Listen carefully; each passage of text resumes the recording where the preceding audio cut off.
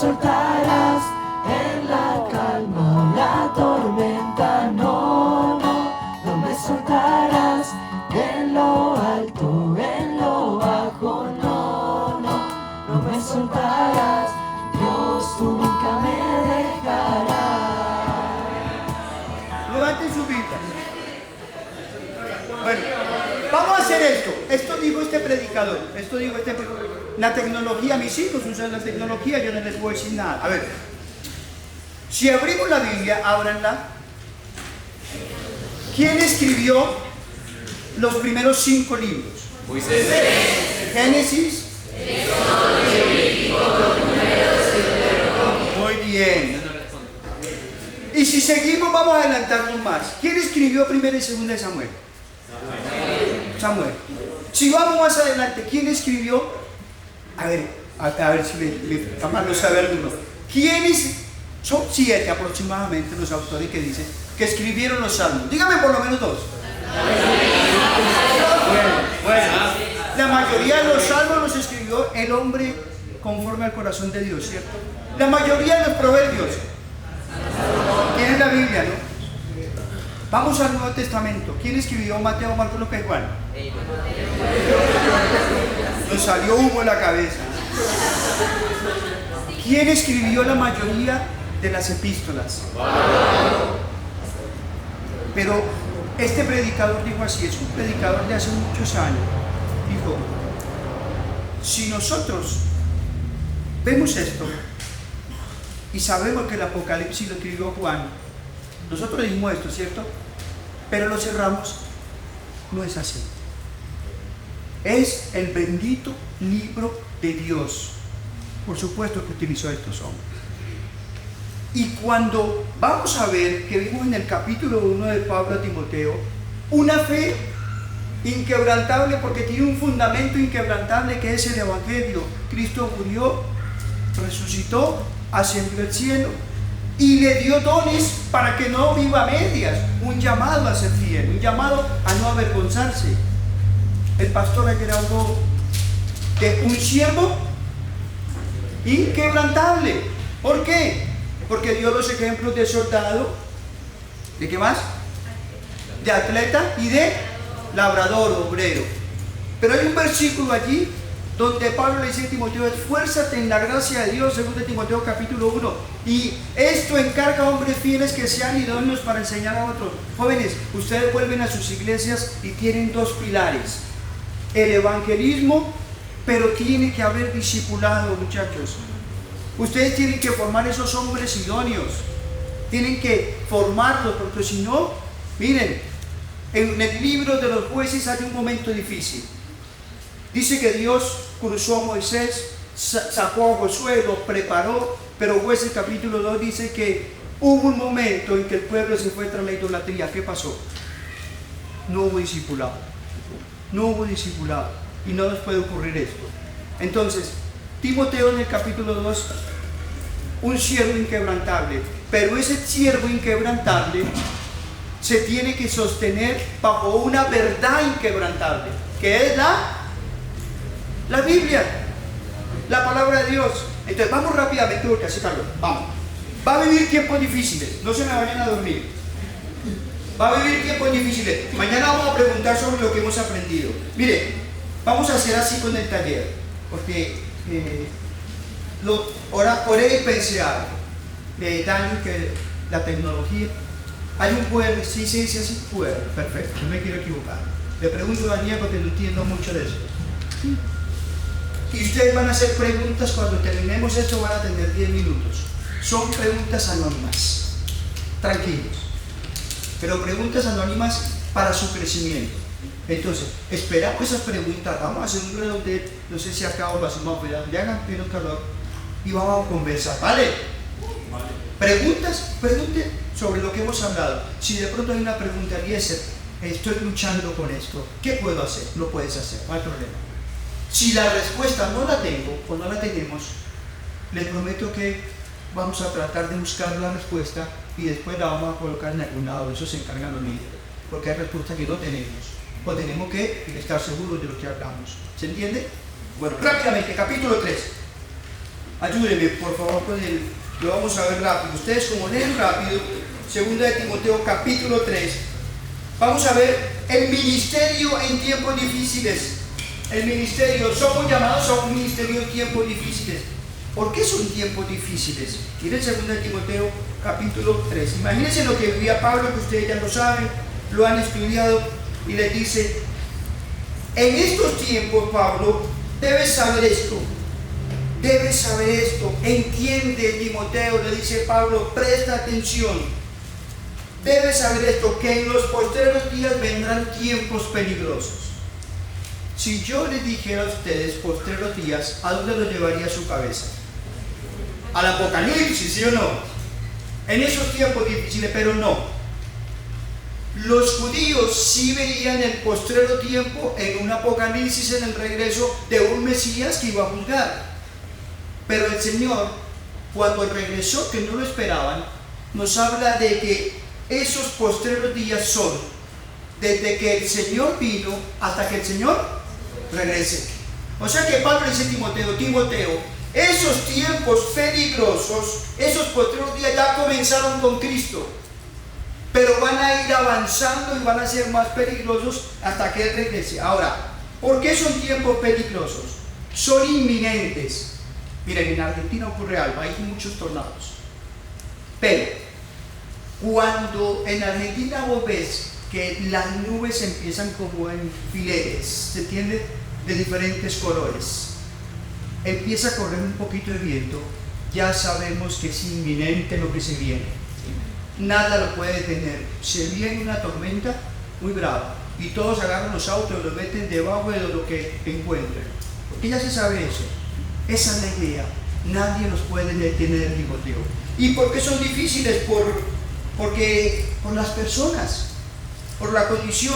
Y miren, adelántame el siguiente, por favor. No se ve muy bien, pero después vamos a ver cómo le hacemos llegar. Son tiempos difíciles por la persona. Miren, versículo 2. Yo lo definí en 3 cosas: hombres amadores de sí mismos, hombres amadores de las riquezas y hombres amadores de los deleites más que de Dios. El siguiente. Miren, versículo 2. Ustedes tienen la Biblia. Porque habrá hombres amadores de sí mismo, amor al yo, el egoísmo. Quien ocupa toda su capacidad para amarse a sí mismo no va a amar a nadie. Egoísmo total. Me preocupo por el yo. ¿Sabe dónde lo veo? Tengo que hacer ejercicio por obligación, por mi salud. No lo puedo detener. Entonces tengo que ir ¿a dónde? A un gimnasio. Voy, me llevo mis auriculares, los que me conocen, me escucho en estudio, tengo que correr por el corazón lo que me sucedió y empiezo. Vean algo que me sorprende. Llegan los pibes, llevan un trípode, sí, también, la cámara de fotos, y empiezan con, yo digo, está loco, ¿qué le pasa? Pero es el corazón del hombre, hombres y mujeres, amadores de sí mismo, el yo, el egoísmo. Es como en la mitología Narciso, que se quedó viéndose su carita en el agua y se quedó dormido, se hundió, se ahogó, y de allí la mitología dice que nació la flor de Narciso, el narcisista. Se ama a sí mismo, pero después dice el siguiente versículo, amador de sí mismo, ¿qué más dice? Avaricia. Amadores de las riquezas, el corazón que se ama a sí mismo, se va a amar la riqueza, va a amar la riqueza. Es el mal que lo vemos en todos los diarios. Por la plata, matan al que sea, ¿sí o no? Escuche, muchachos, escuché, después véanlo, porque esto no es apología. Me gustó la entrevista que le hicieron a Carlos desde hace poco. Fue el socio de Pablo Escobar en los 80. 2.700 millones de dólares su fortuna, mal hecha. Y el tipo dice, por amor a la plata hice lo que fue. Dice, y ahora estoy viviendo en una pensión que me regaló la patria del padre, Alemania. Pero por amor al dinero hicieron lo que fue. Yo siempre digo, el narcotráfico no es el problema, porque si el traficar chicles diera plata, ¿qué traficarían? ¿Cocaína o chicles? El amor al dinero. es el corazón del hombre. Pero después dice, vanagloriosos, llenos de gloria propia, jactanciosos, fanfarrones, ostentosos, soberbios, están por encima de los demás, ególatras. Dice, blasfemos, mal hablados, critican, murmuran, hacen daño, calumnian. Cuando están en la iglesia, ¿qué daño que hacen a hombres y mujeres de Dios? Pero después dice, desobediente a los padres. Yo les digo algo, si un muchacho no obedece al padre, ¿a quién va a obedecer? A nadie. Una sociedad desobediente a los padres es un fracaso de sociedad. Quebrantan lo fundamental. Mi esposa se admira de los jóvenes colombianos porque en Argentina son más irrespetuosos. Llega de pronto otras filosofías. Ella dice, acá muchachos por lo menos todavía hay un respeto, pero allá es una juventud desobediente a todo. Ingratos, no agradecen a nada. Irreverentes, escuchen, dice irreverentes, el versículo 3 y 4. No tienen respeto a lo santo, a las normas divinas, y se burlan del que las vive, sin afecto natural. Quien es incapaz de amar a Dios, versículo 3 y 4, quien es incapaz de amar a Dios y amar a otros, se convierte en un inhumano. Cuando yo vi esa palabra acá en 2 de Timoteo, sin afecto natural, ¿saben cómo la definiría yo? Hace poco lo vimos. ¿Quiénes invadieron Israel? Jamás. Inhumanos. No tienen conciencia, no tienen mente, no tienen nada, son totalmente gente perversa, implacables. El implacable es aquel que no da tregua. Cuando hay una diferencia, nunca se va a poner de acuerdo, y en la iglesia son temibles, calumniadores. ¿Quién es el calumniador? ¿Quién es el acusador de los hermanos? Esa palabra calumniador es un pequeño diablo. Acusa. Aborrecedores de lo bueno, y si no aman lo bueno. Traidores. ¿En qué piensan en traidor? Judas. Infatuados, envanecidos. Y acá dice el versículo 4, traidores, impetuosos, pero dice amadores de los deleites más que de Dios. Aman sus placeres y están controlados por ellos. Iba a ser el taller sobre Romanos capítulo 1, pero vamos a hacer el conversatorio. Amadores de los deleites más que de Dios. Miren la generación que hay. Se lo voy a leer rápido. Romanos capítulo 1 dice que su necio corazón, ¿qué fue? Tenebrecido. Romanos capítulo 1, desde el versículo 23, profesando ser sabios se hicieron necios. Versículo 23, cambiaron la gloria de Dios por cosas incorruptibles. El versículo 24 dice, por lo cual Dios los entregó a la inmundicia en su pecado, en su carne de su corazón, de modo que deshonraron sus propios cuerpos. Versículo 25, cambiaron la verdad de Dios por la mentira, honrando y dando culto a las criaturas antes que al Creador.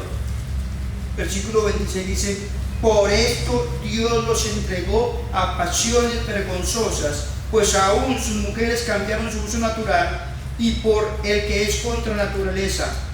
De igual modo también los hombres, dejando el uso natural de la mujer, se encendieron en su lascivia, unos con otros, cometiendo hechos vergonzosos. Versículo 28, como no aprobaron tener en cuenta a Dios, Dios los entregó a una mente reprobada para hacer cosas que no. Jóvenes amados, la peor disciplina que puede venir de parte del cielo, ¿cuál es? Lo repetí 3 veces en el capítulo 1. Cuando Dios le permite a un mundo lejos de Él a hacer lo que quiere. ¿Querés hacer lo que quiere? Está bien, te entrego. Dios lo entrega. ¿Está bien? Haz lo que quieras. Y se viene una generación difícil, con una mente totalmente alejada de Dios, se entregaron en el pecado. Esa palabra género no nació ahora. Esa palabra género fue el invento de esos filósofos existencialistas, John Paul Sartre y su esposa, no era esposa, no puede ser que mujer, su amante, digámoslo así. ¿Quién era? Simón de Beauvoir. Allí nació feminismo extremo, que no es que no tenían razón en algunas cosas. Se vino el aborto, se vino esa palabrita género y hizo un desastre. Porque la juventud es el gran negocio. Entonces, el versículo 5, aman, se deleitan y viven en un desastre de vida. Miren, a los alumnos en el instituto les decía algo: en medio de todo esto, ustedes son atacados desde la escuela. Mi esposa fue directora, estuvo con alumnos 23 años, con niños y jóvenes en una escuela en Mónica, así de que todas esas ideologías las han intentado meter, y ella me dijo algo: quieren resetearle la cabeza del pibe hasta que llega a ser interesante con las ideologías. Yo les decía algo a los jóvenes: muchachos, en medio de este ataque del diablo tan frontal, tan grande, en tu cabeza, cuando se te cruzaron las palomas y tuviste de pronto un pensamiento o una intención del sexo opuesto, háblalo, porque ustedes son atacados. Si yo les preguntara, que no lo voy a hacer, ponete de pie el que nunca se le pasó nada por la cabeza, le aseguro que ninguno quedaría sentado. No lo voy a hacer. Las estadísticas muestran de que tenemos luchas, y de pronto se te pasó por la cabeza, háblalo, trabajalo, tratalo, porque los jóvenes van formando su identidad y el diablo lo sabe y te quiere destruir, pero nunca permitas hacer lo que vos querés. Mira, mi oración a Dios es esa, aún Eliezer: Señor, nunca permitas que hagan lo que yo quiera, porque me va a ir mal. Entonces, versículo 6, la descripción de estos apóstatas, su carácter, pero también su obra. Miren lo que dice el versículo 6, versículo 5: que tendrán apariencia de piedad, pero negarán la eficacia de ella. Tendrán apariencia.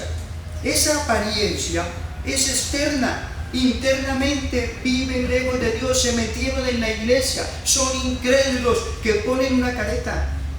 Por eso el Señor dijo que eran como sepulcros blanqueados. ¿Por qué?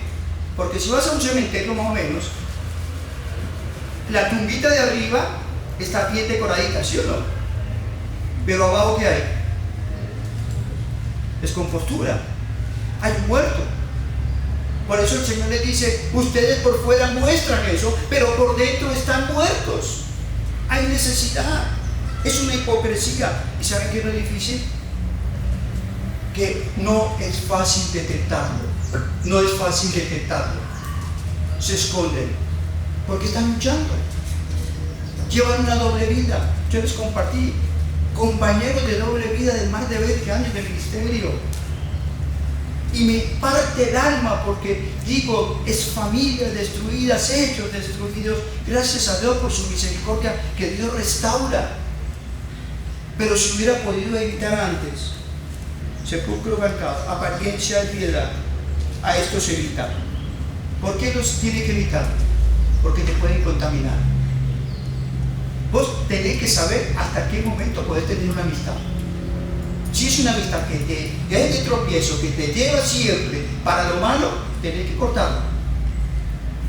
Si es una amistad que vos ves que tiene esa lucha por el cambio, hay que seguir ayudando. No quiero decir que aquel que lo dejaste no lo vuelvas a buscar. Orá por él y tratar de ayudarlo. Versículos 7 y 8 se meten dentro de la casa, el pecado, y voy a adelantarme porque se corrió el tiempo. Versículo 10 dice: pero tú a Timoteo, tienes que ser diferente a esa gente de ese tiempo. Has seguido mi doctrina, pero tú sé diferente. Doctrina se había mantenido fiel a las verdades que había recibido de Pablo de la palabra. Había seguido la conducta. No solamente que esa doctrina afectaba su corazón, sino que lo vivía. Lo que los que veían a Timoteo decían, este no es un religioso que solamente conoce la palabra, lo vive. Su conducta, la verdad de lo que enseñaba. Seguía su propósito, glorificar a Cristo. Tenía una fe inquebrantable. Vivía de amor. Vivía de amor. Daba amor. Pero llega el versículo 14, que es el versículo fundamental. Voy a sacar el micrófono. Y le dice, Timoteo, tú tienes que ver el ejemplo de Pablo, que fue el que te discipuló. El caso de Eliezer tiene que ver el ejemplo de Norberto, el que me discipuló, un hombre que tiene como 75 años. Pero cuando me agarró, cuando llegué a Monte, me enseñó a tener un negocio. Bueno, eso me lo enseñó mi pastor en Colombia. Mi pastor en Colombia, con 15 días de creyente, me enseñó a orar. Porque yo le pregunté, ¿cómo ora a Dios? Me enseñó. Con la palabra casa. Confesión, adoración, súplica y agradecimiento. Nunca se me olvidó. Eliezer, durante el día te ensucias tu cabeza, tienes que confesar y tienes cuenta limpia con Dios. Primera de Juan 1:9. Después me enseñó a tener un devocional. Y me dijo, vas a ir a un instituto bíblico.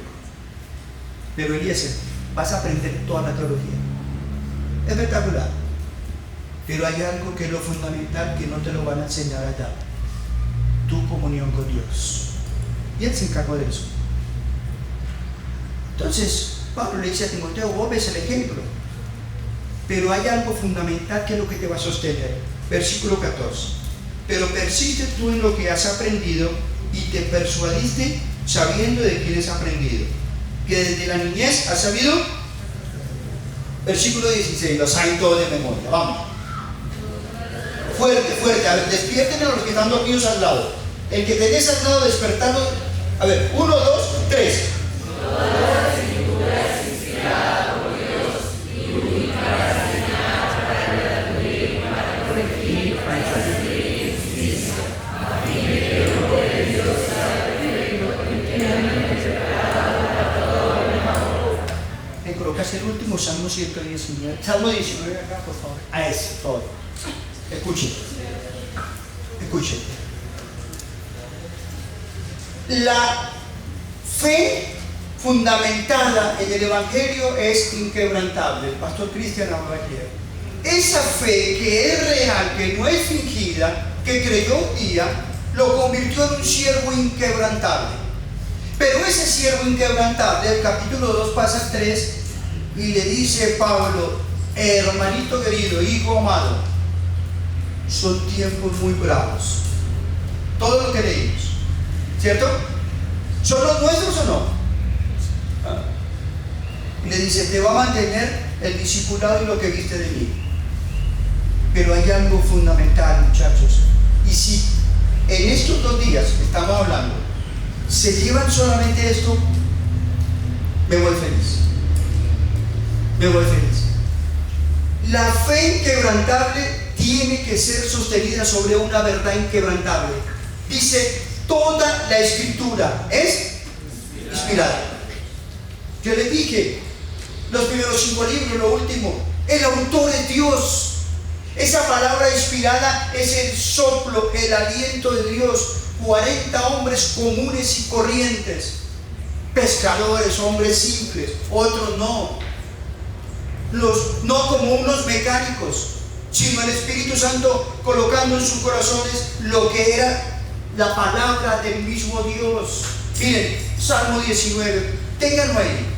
Vamos a ver la palabra de Dios, lo que es. Miren, la ley de Jehová es perfecta. ¿Qué dicen? Ayúdenme lo que están leyendo. ¿Qué? ¿Qué convierte? Sigan.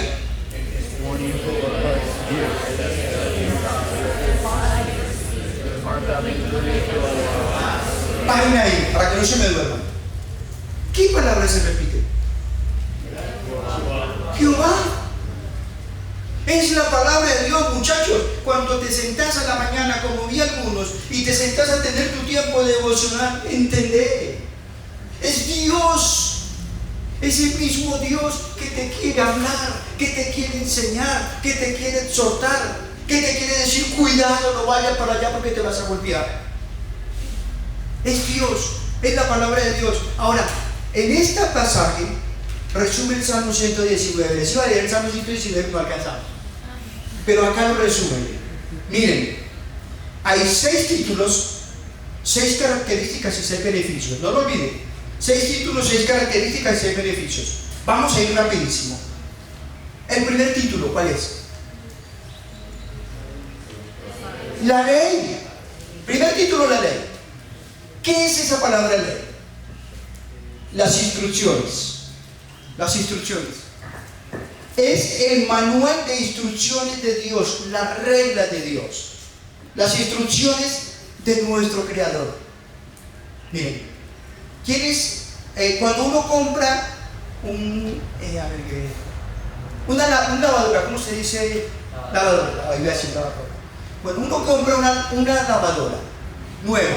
Es difícil, pero no. Vamos con una lavadora nueva. ¿Con qué viene? Con un manual, ¿cierto? ¿A dónde agarramos ese manual? Ahora, ¿quieren que les diga algo? ¿Quién manda el manual? El que lo creó, ¿cierto? ¿Por qué? Porque sabe. Un día pongo en la lavadora, digamos, comprar que sale error 2. Yo soy de madera, digamos, en Argentina, para esas cosas no entiendo nada. Error 2. Y estaba solo lavando la ropa en mi casa y dije, tengo que solucionarlo. Entonces, ¿a dónde fui a buscar? Al manual de instrucciones. Era una pavada. Espero que me suena la palabra acá. Una tontería. Y ya agarro el manual y facilísimo. ¿Por qué? Porque el que lo creó, muchachos, nuestro Creador, en el vientre de mamá, mis entrañas ya las habías visto, Señor. Mi corazón, mi pensamiento, y dice que no está en mi boca, que tú ya lo sabes todo. Atrás y delante me rodeaste, Salmo 139. Y el salmista dice, tal conocimiento es maravilloso, tan alto que no lo puedo entender. El que me crió me conoce. Por eso, este libro son sus instrucciones, el título. Ahora, ¿cuál es su característica? ¿Qué dice? Es perfecta. Es perfecta. En el sentido completo de Génesis, Apocalipsis, es total, cubre todo, para todas nuestras necesidades. No necesitamos nada más. Lo que pasa es que nosotros lo vivimos muchas veces. Ahí está su voluntad. Es perfecta, no falta nada para tu necesidad y para la mía. ¿Y el beneficio? Convierte el alma. Esa palabra la restaura a su curso original. Este libro lo restaura a la persona.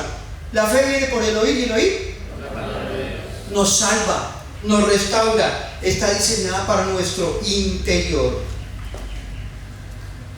Segundo, el segundo título, el testimonio. Voy a ir más rápido. Es donde conocemos quién es Dios. ¿Vos querés conocer a Dios? Tenés que estudiar este libro. Dice el testimonio.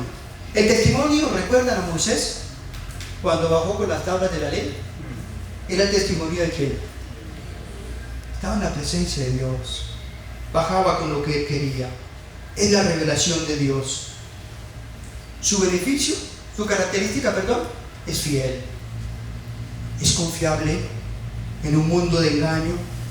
¿Y el beneficio? ¿Hace sabio? Al sencillo. La palabra sencilla es aquel que tiene una mente abierta que entre todo. Todo. No saben retener entre lo bueno y lo malo. Sectas, el pecado, novedades. Capítulo 3 de Timoteo, lean lo que ahí está. Ese es el sencillo. Y la palabra de Dios lo salva y lo hace sabio, hábil para vivir la vida, capaz de sostenerse. ¿Quién me da un ejemplo? ¿Cómo transformaron a quién? A los apóstoles, ¿recuerdan?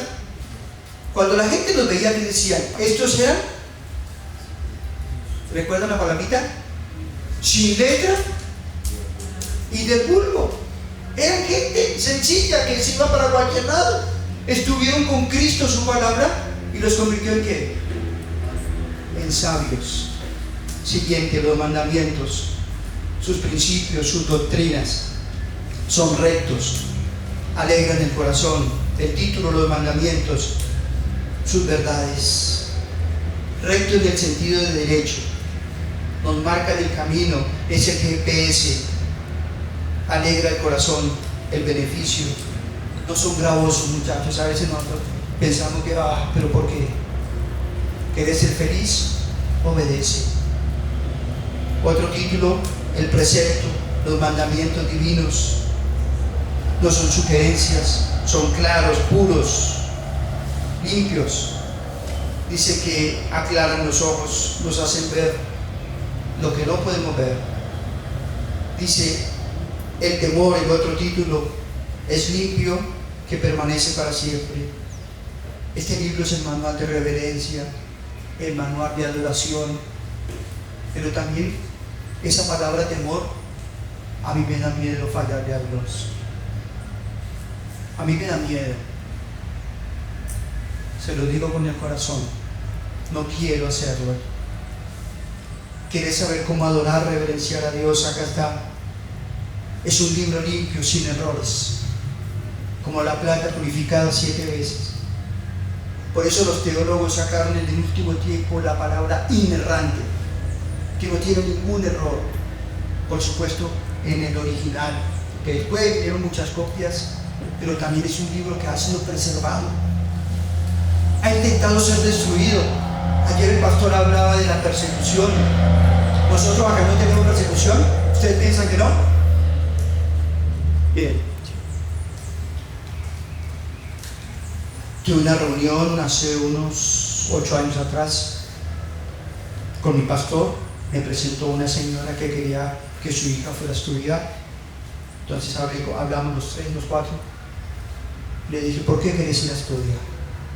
Me dice, mi papá era pastor con mamá en una iglesia en la selva.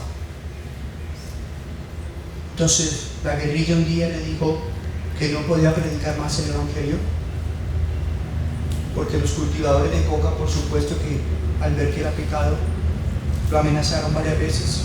Un domingo volvían de la iglesia, la mamá fue a colocar intenciones. Esta niña en ese momento tenía menos de 2 años.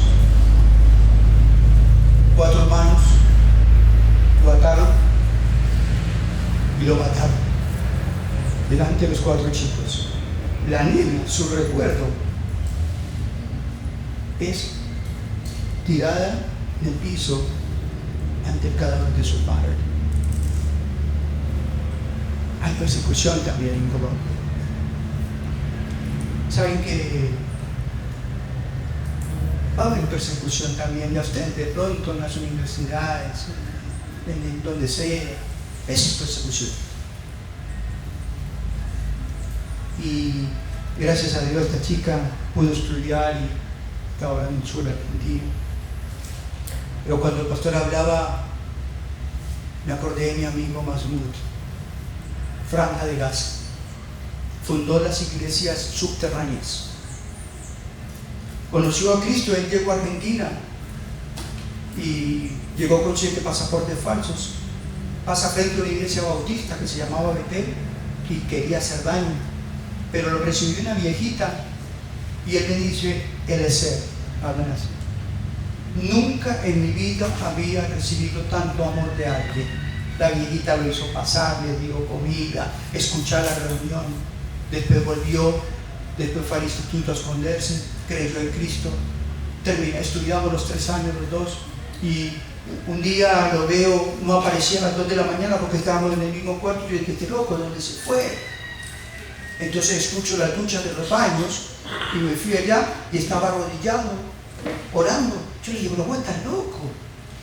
Era invierno, en el invierno bravo. Me dice Eliezer, 6 horas oraba a un Dios falso. ¿Cómo no voy a orar a mi Salvador? Y yo le dije, ¿por qué no formas personas para que vayan allá a donde vos querés? Me dijo, no, tengo que ir yo.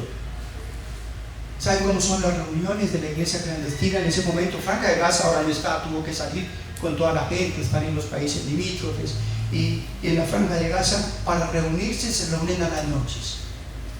¿Por qué? Porque es menos riesgoso. Les ponen una capucha y una soga.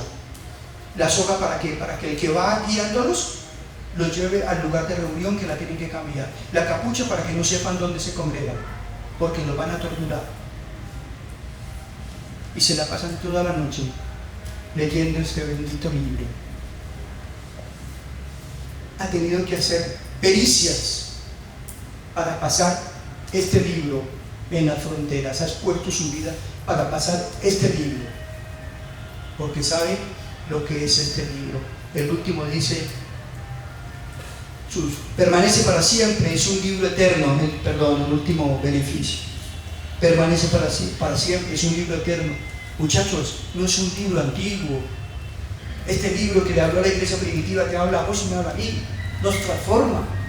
Los jóvenes a veces dicen, no, eso es muy antiguo. No, es el libro que examina mi alma. Y lo último dice, sus juicios, sus veredictos son verdad, justos.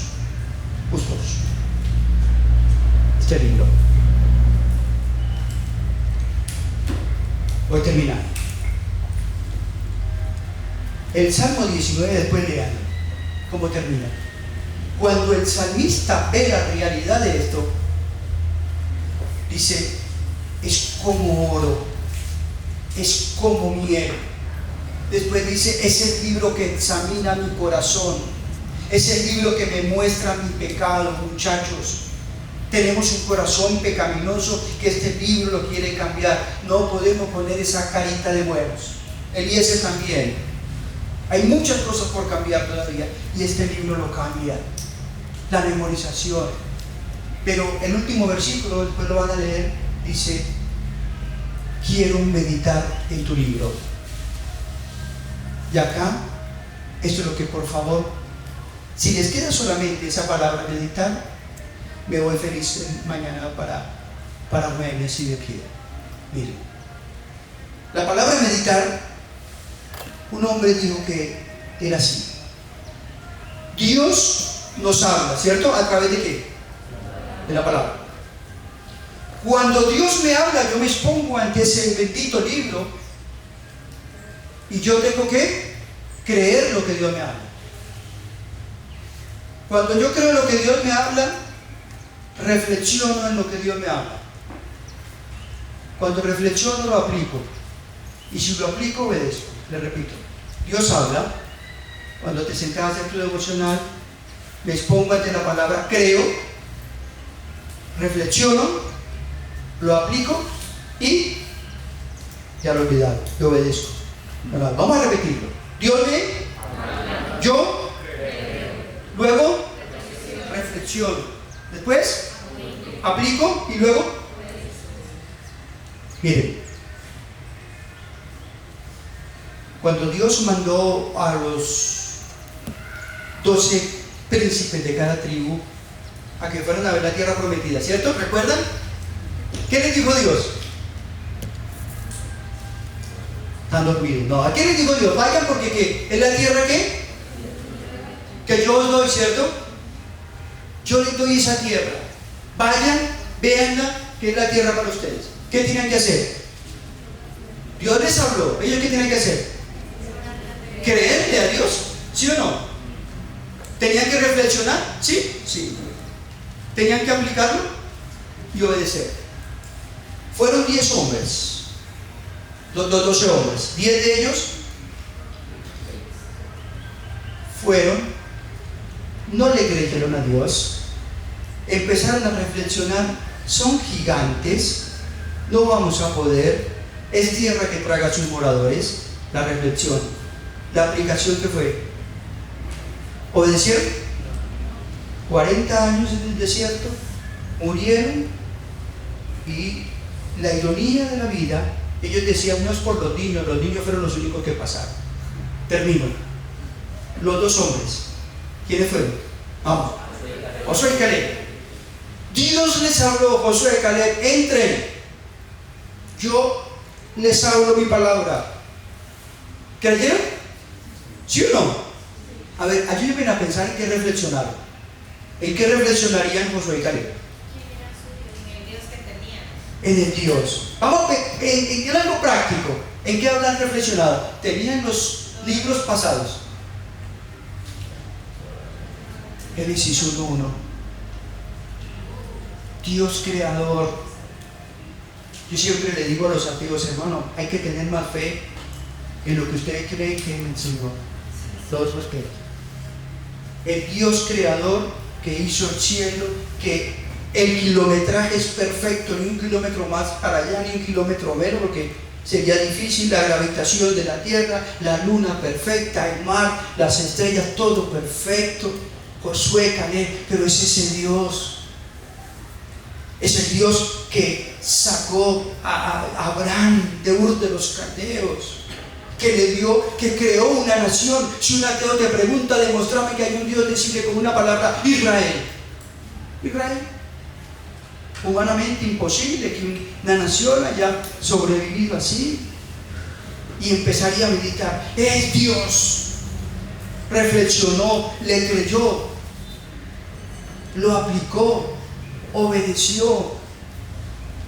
Miren, Josué capítulo 10 dice que habían 5 reyes enemigos y Dios detuvo el sol hasta que Josué los destruyó. Pero el siguiente versículo dice: porque Dios escuchó la voz de un hombre. Dios escuchó la voz de un hombre que le creyó a Dios, creyó su palabra, meditó. Por eso en Josué capítulo 1, el secreto del éxito es que medité de día, de noche, reflexioné, apliqué, obedezcas. Amén. Bueno, terminamos ya, se fue el tiempo. Pero muchachos, tienen el libro de Dios en tiempos tan difíciles. Oremos. Bendito Padre Santo, gracias por tu palabra. Señor y Dios bendito, gracias porque tu palabra. Perdónanos porque a veces no te creemos, no reflexionamos como tú quieres, no aplicamos y no obedecemos. Ayúdanos a apropiarnos de tu voz y a vivirla de acuerdo a lo que tú nos mandas. Bendice estos jóvenes hermosos, Señor, ayúdanos. En el nombre bendito de Cristo Jesús.